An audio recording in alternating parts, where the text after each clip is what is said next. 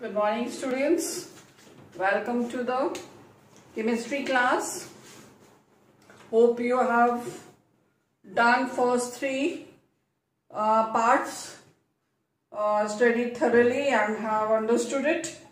So now we'll continue further. We left at the properties, that is properties of solution. Properties of solution. We have to start from here. Something you should know about intensive and extensive property.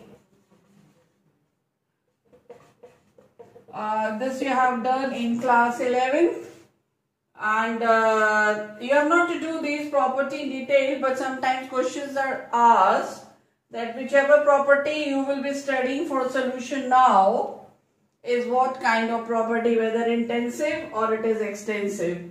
Intensive and extensive properties are macroscopic property.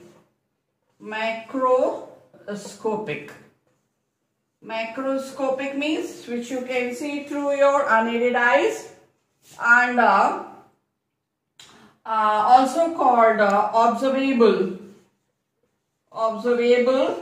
properties, which you can observe.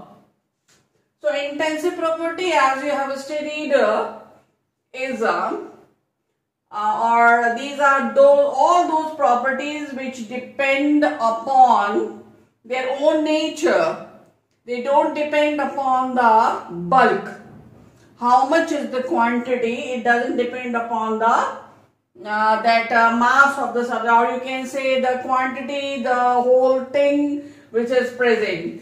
So intensive property, if you take for example temperature, this property, then if you have a small beaker containing water and a big beaker containing some water. So here volume of water is less, here volume of water is more, but the temperature, if it is at the room temperature, say your 35 degrees Celsius, so here also it will be 35 degrees Celsius if all other factors are same. If you will heat this temperature water, and you are raising temperature higher than 35, and the same this water, or you just take this bigger one, in this you have taken some water and heated it above 35, and some portion of this water if you transfer into another beaker of a smaller quantity, you will find that the temperature will remain the same. So temperature is that property of the solvent which is not depending upon its quantity, but is actually it is independent of the quantity. So whether you take in a big beaker or in a small beaker, less amount or the more amount, its property will be the same. So other properties which are considered to be intensive, that is pressure also, and concentration. There are many more you can read, like density. If you take honey you take in a small cup or in a big cup, its thickness will remain the same. And extensive properties are those which depend upon the quantity. You will increase the quantity, property will be changed. So what are those properties? Like mass. If you take more amount of or you take water in a bigger vessel and then you take in a small, the mass of water in the two containers will be different. Then not only mass but also volume will also be different in these two containers. The other properties, that is your number of moles, that will also be different. Number of moles of the water will be more here and number of moles of water will be less here.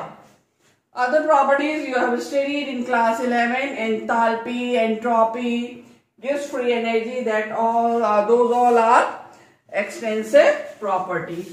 So you need to know examples of intensive and extensive property and the basic difference. Intensive property does not depend upon the quantity, but extensive property depends upon the quantity of the substance. So important property which you have to do of the solution, this property, that is colligative property, and this you have to do in detail, its types, and with the help of this property you have to reach to the aim of the chapter. What is the aim of the chapter? I have mentioned in my previous class. What is that? The aim of the chapter is to find out relative molecular mass of a solute which is dissolved in a solvent when the quantity of solvent is known, and we obtain a solution of the known concentration. So aim of the chapter is what? To find out relative molecular mass of a solute dissolved in known concentration of solution. Different concentration terms we have seen. So with the help of those concentration terms and some colligative property, we will be finding out relative molecular mass of the solute. So, what is colligative property? This you can understand if I give you one example here. Directly, I don't want to tell you the definition. First you understand the example, then you can define yourself even. So, if you take in this beaker some water and you measure its boiling point, and you know it will come equal to 100 degrees Celsius if it is pure water. If water is pure, having no impurities, no contamination in it, so boiling point of this water will be 100 degrees Celsius, and the freezing point will be 0 degrees Celsius of this water. Now, this is the physical property of water, which is constant when it is in its pure state. But if you take water again in another beaker, this water is pure, and you are adding to this some solute. Say you have added some sugar or some glycerol or maybe some salt, something you have added in it. So it is no more water, but it has turned into solution. And so then if you find out what is the freezing point and the boiling point, now it will be called boiling point of solution and freezing point of solution. Although it is water's boiling point in the solution and it is freezing point of water in the solution, but it will be termed as what? Boiling point of solution and freezing point of solution. So what you will find that boiling point of this solution, that is boiling point of water in the solution, is no more 100 degrees Celsius. It is more than, greater than 100 degrees Celsius. Means there is some rise in the boiling point of water when we have added some solute to it. That is called elevation in the boiling point of the solvent. Now, if you will find out freezing point of the solution, you will see that the freezing point of water in the solution is no more 0 degrees Celsius, but it is less than 0 degrees Celsius. So what happened to the physical property of water in the solution? It is changed. change how? When we have added a solute into it, when it has turned into the solution. Now if you take another example, here suppose I have given you 3 beakers. In this I have taken water. This is water, here water, and here water. In this I have added some salt, say your sodium chloride, table salt. In this I have added some sugar, and say in this I have added some glycerin which you call, that is. What you will see? The boiling point of water is not 100 degrees Celsius in this as well as in this. The boiling point in all these 3 will be greater than 100 degrees Celsius. Okay? But remember that this is also found that if the mole fraction of salt and the mole fraction of sugar and mole fraction of glycerol in the same quantity of water are not same. I mean, if the concentration of this solution is not equal to the concentration of this solution and also is not equal to the concentration of this solution. Concentration means what? We have done the 4 terms. Molarity. If molarity of this is suppose 1 molar and molarity of this is suppose 1.5 molar and the molarity of this suppose it is 2 molar. Where the concentration is not same molarity. Same with normality. Here normality 1 normal, 1.5 normal, 2 normal. Same with molality. 1 molar, 1.5 molar and 2 molar, and same is with the mole fraction of the solute.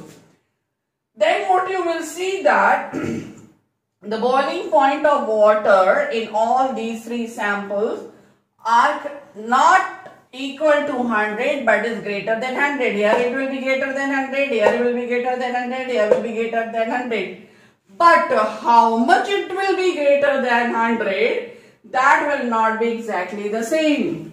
You may have here what? That boiling point may be 100 point, make the suppose value, I am not giving you the what experiment, 100 point say 5 degrees Celsius.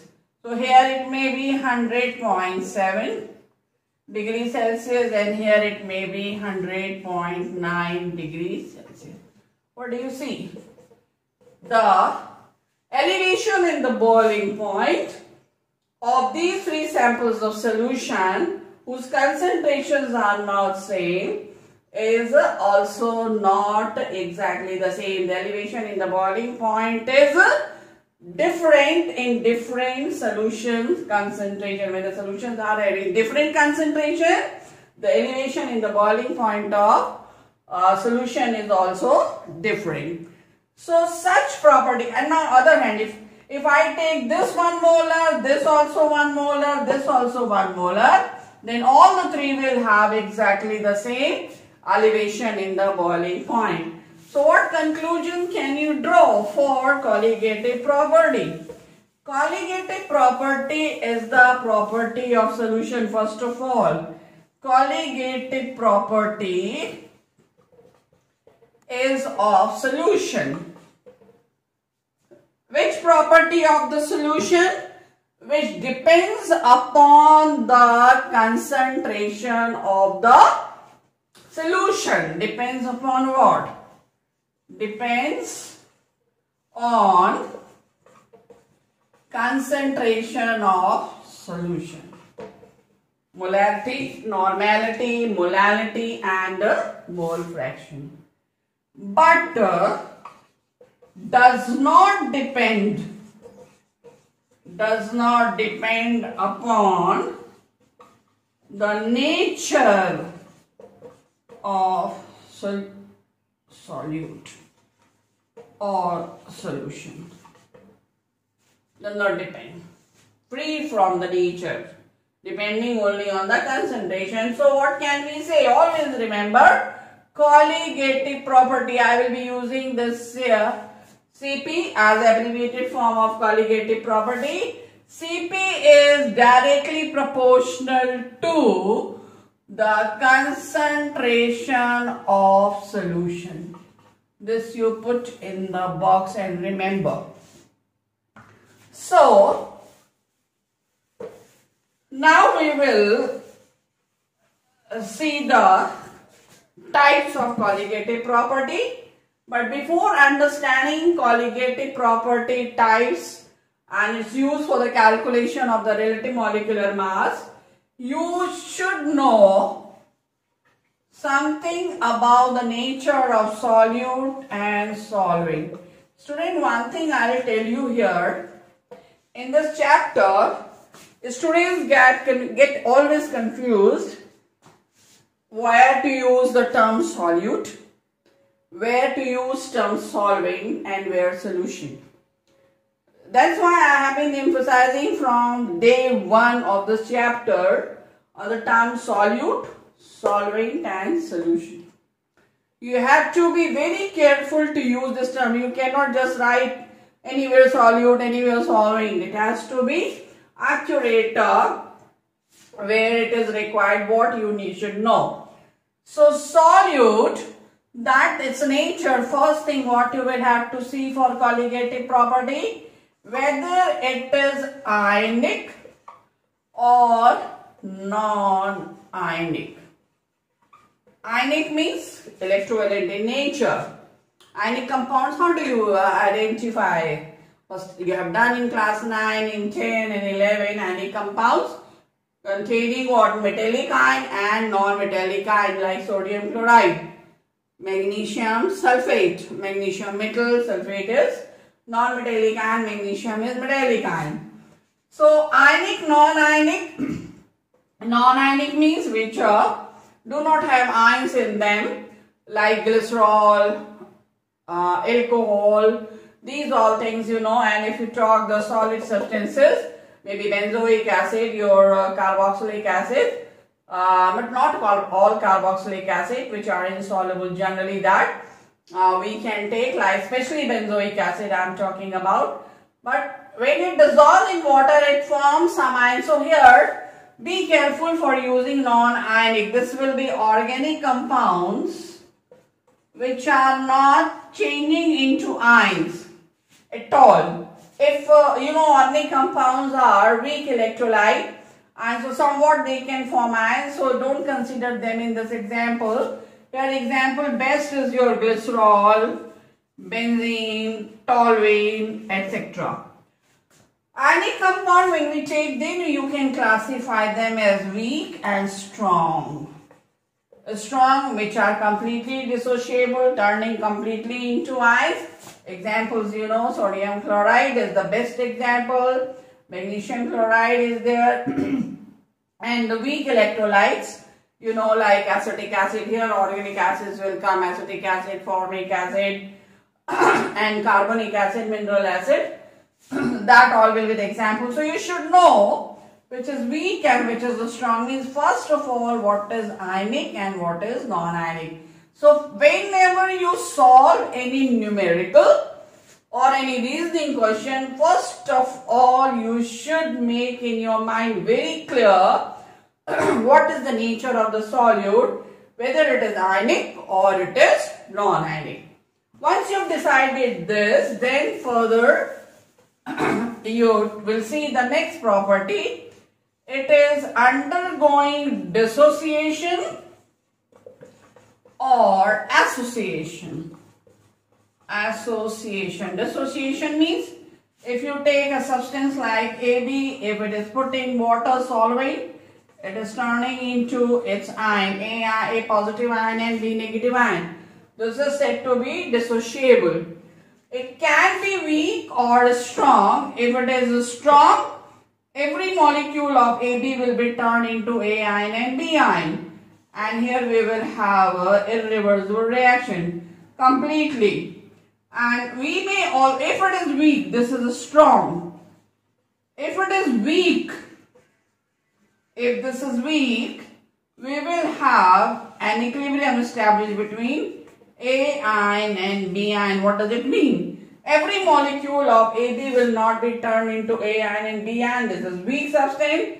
Some molecules will be turned into its ions, will be dissociated into ions, and some molecules will remain in undissociated state. So you have to know that whether the substance will be dissociated or not. This you can know if you have the idea about the ionic compound, and in ionic compound you have idea about, you know, the examples of weak and strong electrolyte, then you can very easily decide whether they will undergo dissociation or not. Association, this you will study basically in class 12, mainly in polymer chapter, polymerization. Some substances, instead of getting changed, that a molecule will be changed into their ion, molecules unite together. Like a substance AB, having AB, this molecule, another AB molecule, they are uniting together, coagulating together and forming a molecule AB2. It exists in the form of dimer. When two molecules unite together, it is called dimer. When three molecules unite together, trimer. When four, then tetramer and so on, and when many molecules, it is called polymer. So when it is dissociation, you saw the number of particles increased.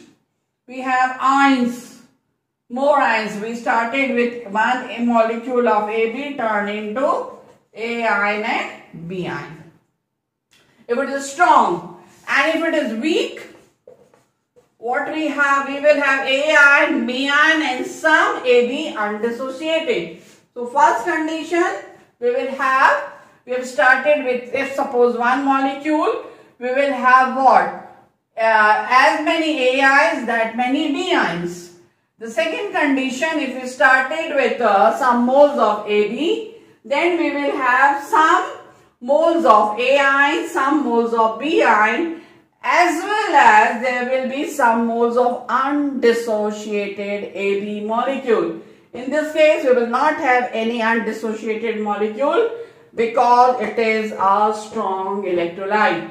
Third is the case when the molecules, they are uniting together. Some molecules we started, instead of getting splitted into their ions, they are coming close and many molecules are joining together and forming a bigger molecule, macromolecule. In that case, number of molecules will reduce. So here that is important. So association, I hope you must have understood. So you will go across example of association and dissociation. This is there.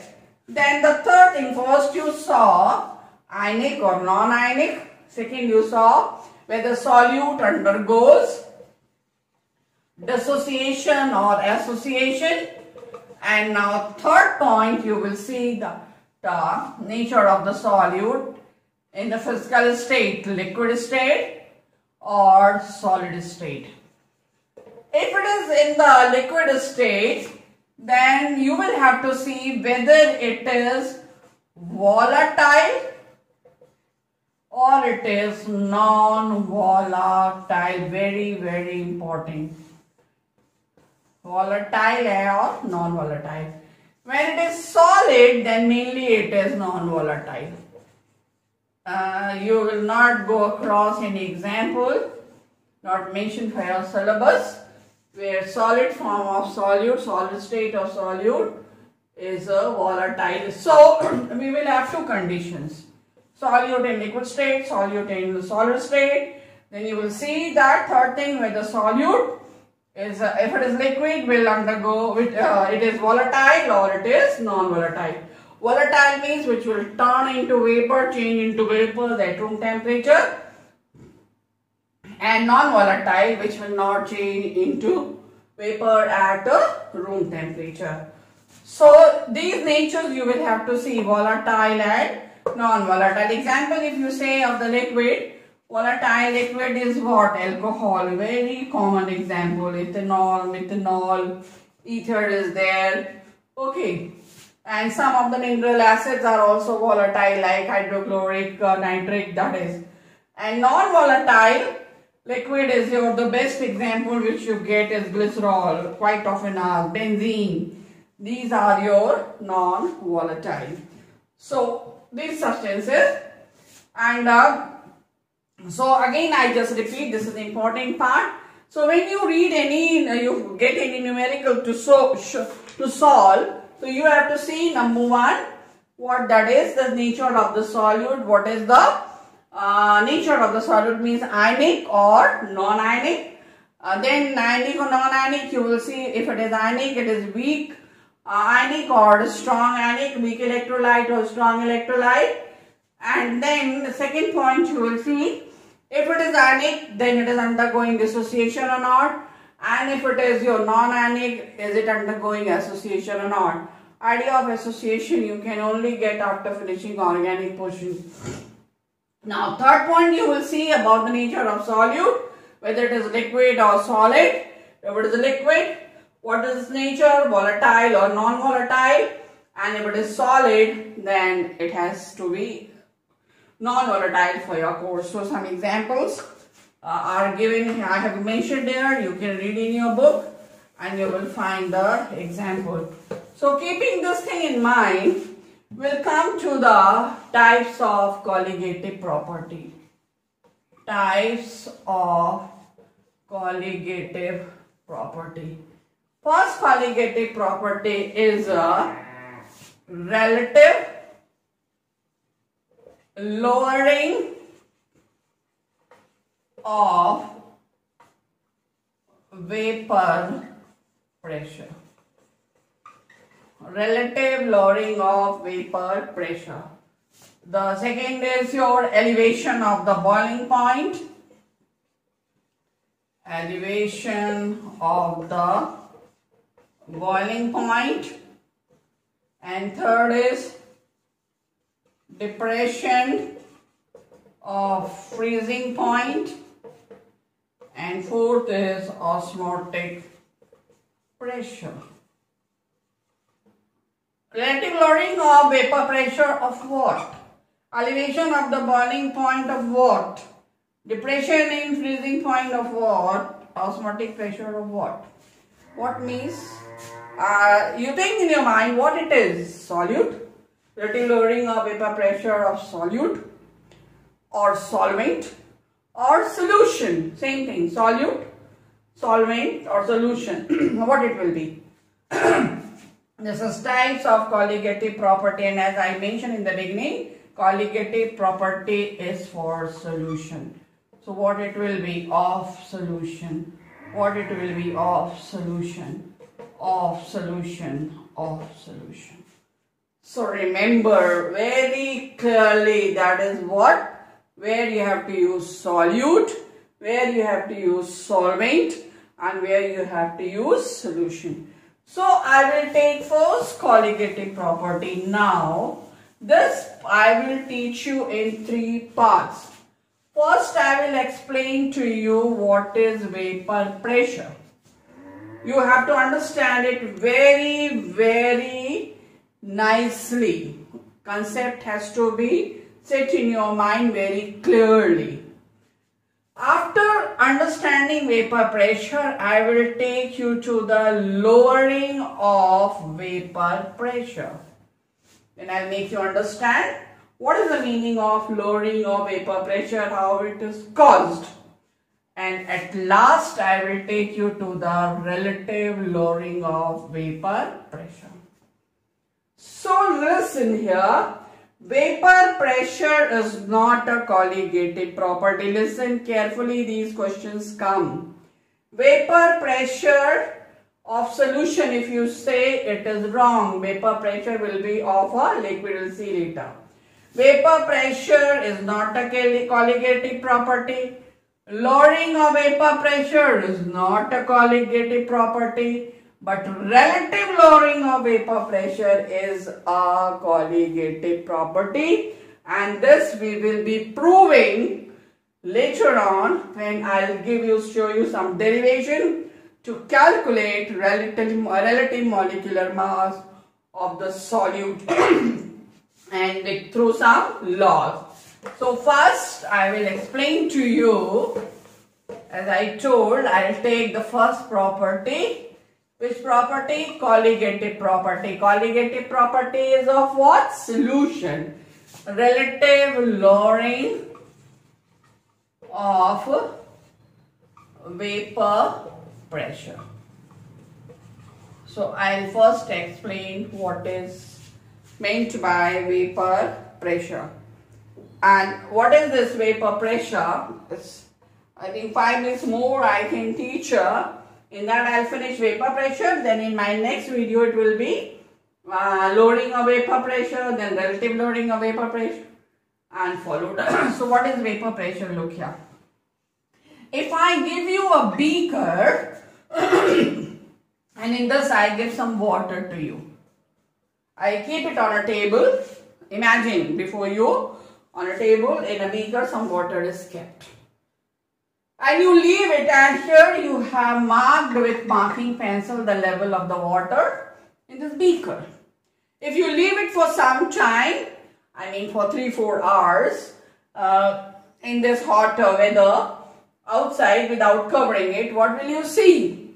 What will be your observation?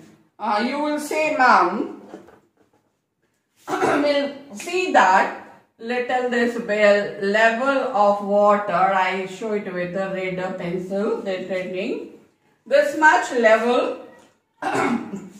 of water has fallen, decreased.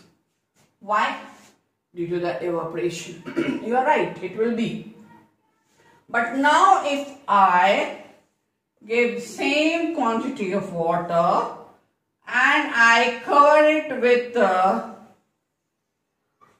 jar and marking the level of a liquid water, and then what will be your observation? Will it be like this one or it will be different? Here you will see that, I don't know whether you have ever observed it or not, but you can perform this experiment at home and see. You will see that in the beginning slightly there is some fall, there is some fall in the level, but after some time the level has become constant.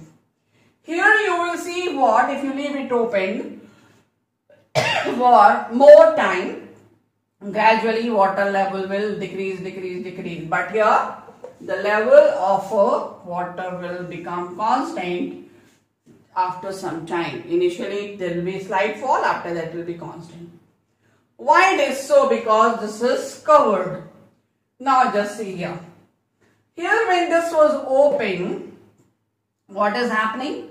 Here water molecules are there on the surface. I only show water molecules which are present on the surface. These molecules are held back by the molecules which are under this and so on.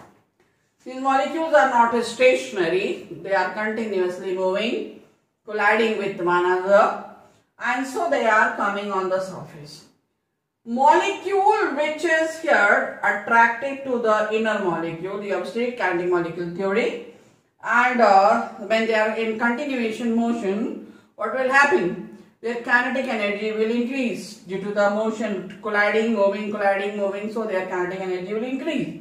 So molecules which will attain more kinetic energy than the binding force between their surrounding molecule, then that molecule, say this molecule, will leave the surface of the liquid and will come up. Then the next molecule, then this will be out. Place of this will be occupied by this. Then place of this will be occupied by this, and this way molecules will start coming up on the surface. and will be gaining more kinetic energy and will be added into atmosphere. And what will happen? This is open, so they will escape. Same phenomena will change. So here, because of that, what is happening when molecules are escaping? What is there? The quantity is decreasing. So that's why you see the fall in the level. Now see this, the same phenomena here. When you have covered, here is what? Air present. This air which is present here is having some molecules of water vapors. But when here this is covered here, the same this water molecules which are here, they are due to their motion, fast motion, the same phenomena will happen. They will collide, they will attain more kinetic energy. Some molecules will have higher kinetic energy than their binding forces. So it will leave here and come into this space. One more will come, and what will happen? And place of this will be occupied by this. So here number of molecules will keep on increasing of water. But this much space is only available, and so this air will get saturated with water vapor, water molecules here after some time. Saturated means it will not be having any space to accommodate any other molecule. So these molecules which have saturated it, they will be not stationary. They are not stationary. They are colliding with one another, hitting the wall, and during this motion they may strike back onto the surface of this liquid. When they strike here, some of them may enter because of their more energy. So they will enter here, and when one molecule will enter here, then another molecule may go, because here then saturation will be affected. It will not be so much saturated. So one water molecule will go up. So as many will now come down when this has become saturated with water vapor. So as many molecules will come into the liquid, same number of molecules will go out of the liquid. Where? In this air. And the time will come, now I don't make the whole thing covered and all, I just explain you the phenomena. And equilibrium will be established between water molecules in the liquid and where? On the surface where vapors are there. So equilibrium will establish between vapors outside and water molecules outside and water molecule in the liquid. This equilibrium is dynamic in nature. Dynamic in nature you can understand. In class 11th also I had explained to you. You listen once more. Suppose you have a tank, a big water tank, and in that there is one outlet pipe, inlet pipe through which water is coming into this from the top, and there at the bottom of the tank there is one outlet pipe. Both the pipes have same diameter. So water you are filling into the tank through the pipe, continuously water is coming through the inlet pipe, and you have opened the tap of the outlet pipe, water is moving out of the tank also. What will you see? The level of the water in the tank is exactly the same. It's not rising, neither going up nor coming down, neither increasing nor decreasing. Why it is so? Because the rate at which water is coming in, the rate at which water is going out is exactly the same. So when you will see the tank, what you will say? You will not say that water we are not adding. You will not say that water we are not taking out. Both phenomena is taking place. But what are you perceiving? As no phenomena is taking place. So that is the state of equilibrium, in balance. Same thing is here. A state will come, that is what? Some water molecules will go up, it is saturated, and so when it will strike back on the surface, they will enter back here, and so time will come, what will happen? That is, water vapor outside the liquid and inside the liquid will be at equilibrium. This state will be obtained when here the water vapor which is present, this is the air is saturated with water vapor. So this state of equilibrium which is obtained, that will be at fixed temperature. If you will increase the temperature, what will happen? that is kinetic energy of the solution which are inside, that will increase more, and more vapors will be formed and they will be forced out. So water vapors formed will be more, and so the rate at which they are striking, that will also be increased. So at equilibrium, these water vapors are striking on the surface. So you can define vapor pressure how? At a given temperature, the vapor pressure or other vapors in the air or vapors above the surface of the liquid, when they are exerting, striking on the surface, they are exerting some pressure. I hope you have understood. They are striking back, they are exerting some pressure. So the pressure exerted by vapors above the liquid, when they are at equilibrium with the vapors in the liquid, are you following that? Is exactly the same. That is pressure exerted by the vapors which are at equilibrium with the vapors in the liquid is known as vapor pressure. So what is vapor pressure? Pressure exerted by vapors above the surface of liquid when the vapors of that liquid are at equilibrium with it's a liquid, that is called vapor pressure. So this is all about vapor pressure I explained to you, and I hope you have understood what vapor pressure means. And the two more things you just see quickly about vapor pressure.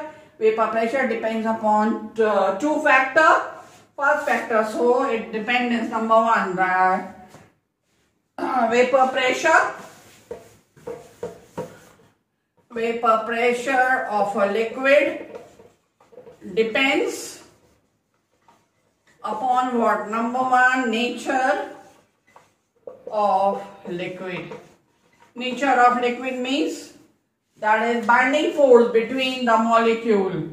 A binding force is strong. This is binding force. A binding force is strong. What will happen? These molecules will remain close and will not be easily turning into vapor. When this binding force will be weaker, they will be easily turning into vapor. So the molecules which have low binding force, they are less volatile. Which have weak binding force, they are more volatile. And the second factor is temperature. So vapor pressure is directly proportional to temperature. Temperature increases the kinetic energy and they will move fast, collide fast due to collision. What will happen? They will be moving apart and so binding force will be reduced. So that's all about this, student. In my next video, I will be teaching you about the lowering of vapor pressure. Bye. Stay safe.